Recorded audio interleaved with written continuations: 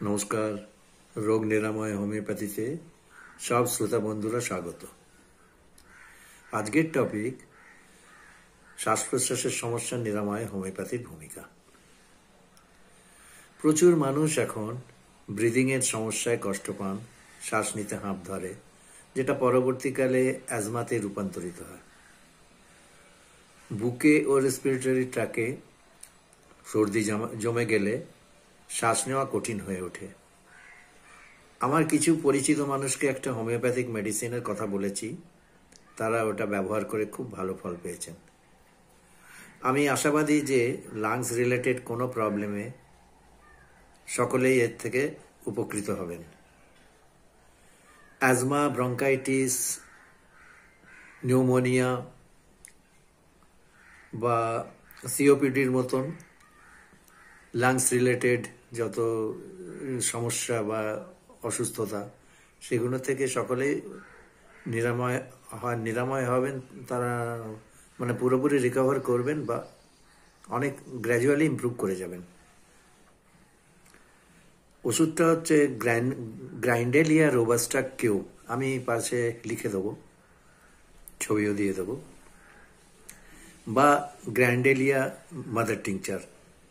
Mother tincture সকলেই জানেন নিশ্চয়ই, গাঢ়, মানে ওটা ট্রান্সপারেন্ট হোমিওপ্যাথিক ওষুধ না, এটা গাঢ় রঙের একটা, মানে ডিপ চকোলেট বলতে পারেন সেই কালারের ওষুধটা, সেটাকে আমরা মাদার টিংচার বলে থাকি। তো এই ওষুধটা খুবই উপকার হবে। গ্রাইন্ডেরিয়া মাদার টিংচারে সকলেই খুবই উপকৃত হয়েছেন।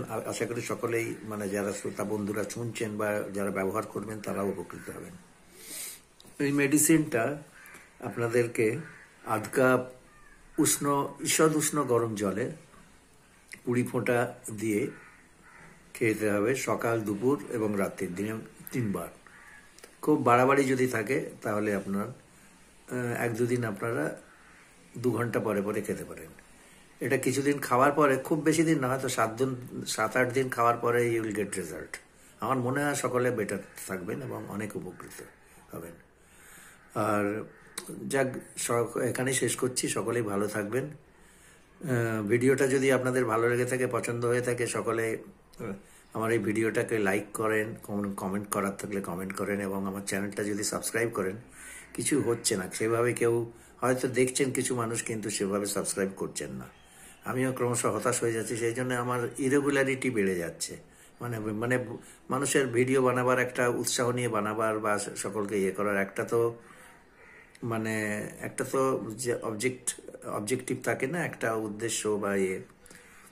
তো কেউ যদি, শ্রোতারা এইটুকু আমাকে উপকার করেন বা এইটুকু পাশে থাকার জন্যে আমাদের সাহায্য করেন, খুবই খুবই ভালো লাগবে এবং আমি অজস্র ধন্যবাদ জানাবো প্রত্যেককে। যাই হোক, আবার বলি ধন্যবাদ, ভালো থাকবেন।